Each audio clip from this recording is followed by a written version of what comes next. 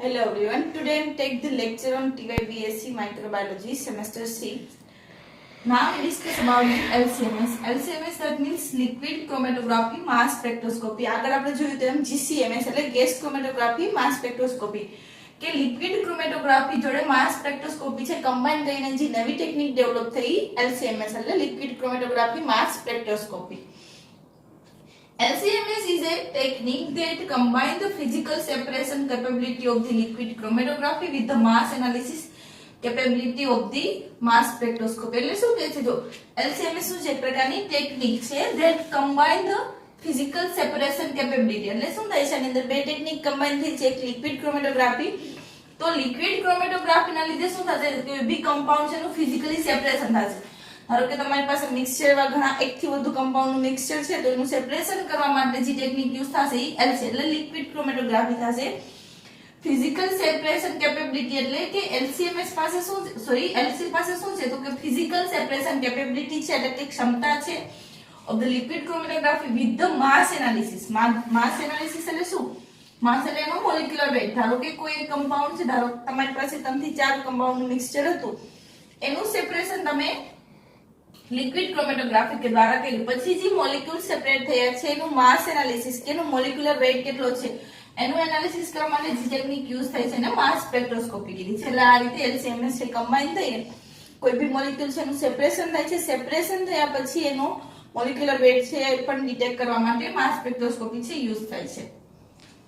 In LCMS we remove the detector from the column of the LC and feed the column of the interface of the mass. એટલે શું કહે છે જો LCMS જ્યારે technique start કરવામાં આવે બે કમ્બાઈન કરવામાં આવે ત્યારે શું કરવામાં આવે છે તો કે LCMS ની અંદર જે જ્યારે રિમૂવ કરવામાં આવે છે remove the detector from the column of the LC કે LC ની કોલમમાંથી જે ડિટેક્ટર છે રિમૂવ કરવામાં આવે છે અને જે રિમૂવ થયેલું ડિટેક્ટર છે એની જગ્યાએ feed the column of the interface of the mass કે માસ નો જે ઇન્ટરફેસ એટલે શું તો કે LC લિક્વિડ ક્રોમેટોગ્રાફી અને માસ સ્પેક્ટ્રોસ્કોપી ને વચ્ચે જે જોડતો કમ્પાઉન્ડ છે એને ઇન્ટરફેસ કહેવામાં આવે છે. તો શું કહે છે તો કે LCMS જ્યારે રન કરવામાં આવે છે તો LCMS ની અંદર LC ની જે ડિટેક્ટર છે એ કોલમમાંથી રિમૂવ કરવામાં આવે છે અને જે રિમૂવ કરેલું છે ત્યાં એ માસ સ્પેક્ટ્રોસ્કોપી ની કોલમ છે એઝ અ ઇન્ટરફેસ તરીકે જોઈન્ટ કરવામાં આવે છે. In most of the cases the interface used in the LCMS are the ionizable source. એટલે શું કહે છે ઘણા મોસ્ટલી કેસ ની અંદર જે ઇન્ટરફેસ યુઝ થાય છે કયો છે તો કે આયોનાઇઝેશન સોર્સ. એટલે કે કોઈ ભી મોલેક્યુલ છે એનું પહેલા માસ સ્પેક્ટ્રોસ્કોપી ની અંદર થાય તો મોલેક્યુલ નું પહેલા આયોનાઇઝેશન કરવામાં આવે છે. એટલે આયોનાઇઝેશન કરવા માટે માસ સ્પેક્ટ્રોસ્કોપી ની અંદર મોસ્ટલી છે આયોનાઇઝેશન સોર્સ છે યુઝ કરવામાં આવે છે. ત્યાર પછી શું કહે છે તો કે આ ઇન્ટરફેસ એટલે કે ઘણા બધા ટાઈપના ઇન્ટરફેસ છે યુઝ થાય છે. This would decrease the vacuum and the prevent the એટલે શું કરે છે જો ઇન્ટરફેસ શું કરશે તો કે decrease the vacuum એટલે જે એર છે ને ઘટાડશે. સ્ટોપ કરી દે. એટલે શું કરવામાં ઇન્ટરફેસ નો યુઝ કરીએ છીએ તો વેક્યુમ છે એ ઘટી જશે અને target ion from the reaching the detector so interface are to be used. એટલે શું કહે છે તો કે વચ્ચે જે એર છે એર ઘટી જાય ને તમારા જે ટાર્ગેટ આયન છે એ શું પહોંચે તો કે રીચિંગ એટલે પહોંચવું રીચિંગ ડિટેક્ટર કે ડિટેક્ટર સુધી પહોંચે એના માટે ઇન્ટરફેસ છે એ યુઝ કરવામાં આવે છે. એટલે ઇન્ટરફેસ નો મેઇન ફંક્શન શું થાય તો કે વચ્ચે જે એર છે એર ઘટાડવા માટે અને કોઈ ભી તમારા જે ટાર્ગેટ આયન છે કે જેને ડિટેક્ટર ટાર્ગેટ આયન એટલે કેવા કે જે મોલેક્યુલ નું ફાઇન્ડ આઉટ કરવું છે એ મોલેક્યુલના ડિટેક્શન માટે મોલેક્યુલ ડિટેક્ટર સુધી પહોંચી શકે એના માટે ઇન્ટરફેસ છે યુઝ કરવામાં આવે છે. તો યુઝ ઓફ ધ ઇન્ટરફેસ કે કયા પ્રકારના ઇન્ટરફેસ છે યુઝ થાય છે. પહેલું છે ઇલેક્ટ્રોન સ્પ્રે આયોનાઇઝેશન, સેકન્ડ છે થર્મો સ્પ્રે આયોનાઇઝેશન, પછી થર્ડ વન છે atmospheric pressure chemical ionisation and the fourth one or the last one is the atmospheric pressure photo ionisation.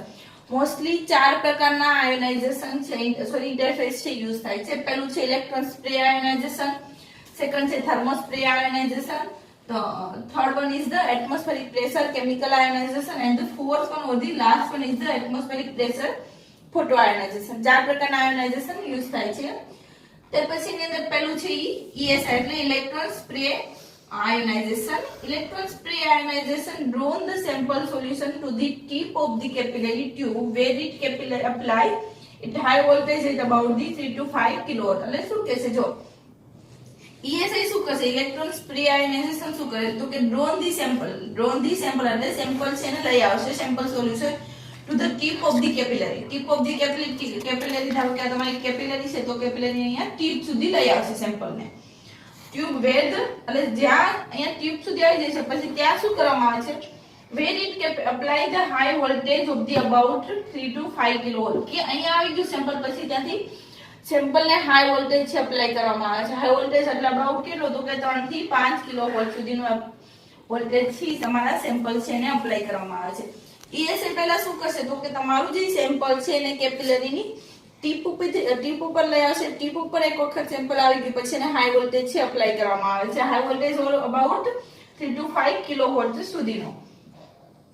ત્યાર પછીનો સેકન્ડ છે electron spray pressure chemical ionisation. It vaporizes the solution and the sample. It vaporizes the solution and the sample by the spraying the sample solute into the interface at about the 400 Celsius using the nitrogen base. એટલે શું કરે છે? જો અહીંયા electron spray chemical ionisation શું કરશે? તો કે કોઈ ભી તમારું જે સેમ્પલ અથવા તો સોલ્વન્ટ છે ને સેમ્પલ અને સોલ્વન્ટ ને શું કરશે? તો કે સ્પ્રે કરશે. spraying the sample solution interface into the heater. એટલે શું કરશે? તમારી હીટર ની અંદર તમારું જે સેમ્પલ છે સેમ્પલ નું જે સોલ્યુશન આવ્યું છે ને હીટર ની અંદર કેટલા? તો કે સ્પ્રે કરશે at about the 400 celsius. અને હીટર નું ટેમ્પરેચર 400 એટલે કે 400 સેલ્સિયસ સુધી તાપમાન રાખશે અને નાઇટ્રોજન ગેસ છે નો યુઝ કરીને સેમ્પલ. ત્યાર પછી છે electron spray photo ionisation. The LC-ion is vaporized using the heater at atmospheric pressure. એટલે શું કહે છે? જો LC ની અંદર જે ઇલિયન છે એટલે કે જે સેમ્પલ છે જે સોલ્વન્ટ યુઝ કર્યું છે શું કહે? તો કે એનું વેપરાઇઝેશન કરવામાં આવે છે. વેપરાઇઝેશન એટલે વરાળની અંદર ટ્રાન્સફર કરવામાં આવે છે યુઝિંગ એ હીટર. કોનો? તો હીટર નો યુઝ કરીને જે સેમ્પલ છે અથવા તો જે સોલ્વન્ટ છે એનું વેપરાઇઝ કરવામાં આવે છે એટ એટમોસ્ફેરિક પ્રેશર. એટલે એટમોસ્ફેરિક પ્રેશર ની અંદર જેના લીધે શું થાય છે? તો કે રિઝલ્ટિંગ ધ ગેસ કે વેપરાઇઝ થાય છે તો વરાળ બને છે જેના લીધે જે ગેસ પ્રોડ્યુસ થાય છે ગેસ નું શું કરવામાં આવે છે? resulting gas is passed through the beam of the photon. એટલે કે જેના લીધે વેપરાઇઝ થઈ ગયું. વેપરાઇઝ એટલે વરાળની અંદર કન્ફર્મ ટ્રાન્સફર થઈ ગયું. તો ટ્રાન્સફર થયેલું જેના લીધે ગેસ પ્રોડ્યુસ થાય છે તો ઈ જે ગેસ છે એને ફોટોનના બીમ ની અંદર પાસ કરવામાં આવે છે. Pass through the beam of the photon કે ફોટોનનો આખો બીમ હોય છે એમાં ઈ ગેસ છે એને પાસ કરવામાં આવે છે. તો ત્યાર પછી હતા ઇન્ટરફેસ હતા. ત્યાર પછી છે type of the mass analyser. એટલે કે માસ એનાલાઇઝર કેટલા પ્રકારના યુઝ થાય છે? તો પહેલું છે નો ક્વાડ્રોપોલ માસ ફિલ્ટર. પહેલો જે માસ એનાલાઇઝર યુઝ થાય છે ક્વાડ્રોપોલ માસ ફિલ્ટર યુઝ થાય છે. સેકન્ડ છે time of the flight. Third one is the ion trap and the last one or the fourth one is the Fourier transform ion cyclotron response. કે mass analyser છે એટલે શું થયું? તો પહેલા આપણે ઇન્ટરફેસ યુઝ કર્યા. ઇન્ટરફેસ ના લીધે તમારું સેમ્પલ છે LC માંથી ઇન્ટરફેસ સુધી પહોંચ્યું. પછી ઇન્ટરફેસ માંથી તમારું જે સેમ્પલ છે માસ એનાલાઇઝર સુધી પહોંચશે. એટલે ત્યાં માસ એનાલાઇઝર ની અંદર એનું આખું એનાલિસિસ હશે. તો માસ એનાલાઇઝર ની અંદર 4 પ્રકારના માસ એનાલાઇઝર છે યુઝ થાય છે. પહેલું છે ની અંદર ક્વાડ્રોપોલ માસ ફિલ્ટર. સેકન્ડ છે time of the flight. Second છે આયન ટ્રેપ અને fourth one is the Fourier transform ion cyclotron response. આ હતા માસ એનાલાઇઝર. ત્યાર પછી હવે LCMS ની એપ્લિકેશન શું છે? તો એપ્લિકેશન ની અંદર પહેલું છે ફાર્માસ્યુટિકલ એપ્લિકેશન. કે ફાર્માસ્યુટિકલ ની અંદર પછી છે LCMS ની એપ્લિકેશન. તો એપ્લિકેશન ની અંદર પહેલી છે ફાર્માસ્યુટિકલ એપ્લિકેશન. કે ફાર્માસ્યુટિક્સ કંપની અંદર LCMS છે એટલે લિક્વિડ ક્રોમેટોગ્રાફી માસ સ્પેક્ટ્રોસ્કોપી કઈ રીતે યુઝ થાય છે? તો કે identification of the bile acid metabolite. કે બાયલ એસિડ ના જે મેટાબોલાઇટ્સ છે મેટાબોલાઇટ્સ એટલે જે બાયલ એસિડ ના લીધે બાયલ એસિડ નું ડિગ્રેડેશન થયું અથવા તો એનું બ્રેકડાઉન થયું ને જે નવી પ્રોડક્ટ બની છે એના જે મેટાબોલાઇટ બન્યા છે એના ડિટેક્શન માટે યુઝ થાય છે. ત્યાર પછી છે સેકન્ડ છે બાયોકેમિકલ એપ્લિકેશન. તો બાયોકેમિકલ એપ્લિકેશન ની અંદર શું આવતું? કે રેપિડ પ્રોટીન આઇડેન્ટિફિકેશન. કે કોઈ બી પ્રોટીન છે રેપિડ એટલે ઝડપથી કોઈ બી પ્રોટીન ના આઇડેન્ટિફિકેશન માટે એઝ અ બાયોકેમિકલ એપ્લિકેશન ની અંદર LCMS છે યુઝ થાય છે. ત્યાર પછી થર્ડ વન છે ક્લિનિકલ એપ્લિકેશન. કે ક્લિનિકલ ની અંદર LCMS છે કઈ રીતે યુઝ થાય છે? તો કે ક્લિનિકલ ની અંદર કોઈ બી કમ્પાઉન્ડ અથવા તો કોઈ બી સેમ્પલ છે એના ડિટેક્શન માટે યુઝ થાય છે. ત્યાર પછીની છે ફૂડ એપ્લિકેશન. કે ફૂડ ની અંદર LCMS કઈ રીતે યુઝ થાય છે? તો કે identification of the toxin in the food. કે ફૂડ ની અંદર કોઈ બી ટોક્સિન છે તો એના ડિટેક્શન માટે પણ LCMS છે યુઝ થાય છે.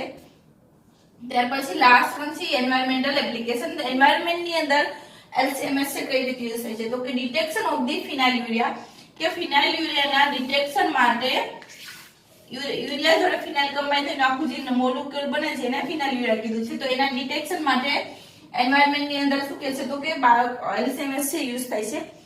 ત્યાર પછી કે છે detection of the low level of the carbon in the food, કે ફૂડ ની અંદર કાર્બન નું લેવલ ઓછું છે તો એના ડિટેક્શન માટે પણ LCMS છે યુઝ થાય છે. આ તો આથી એપ્લિકેશન પહેલી હતી ફાર્માસ્યુટિકલ એપ્લિકેશન છે, સેકન્ડ છે બાયોકેમિકલ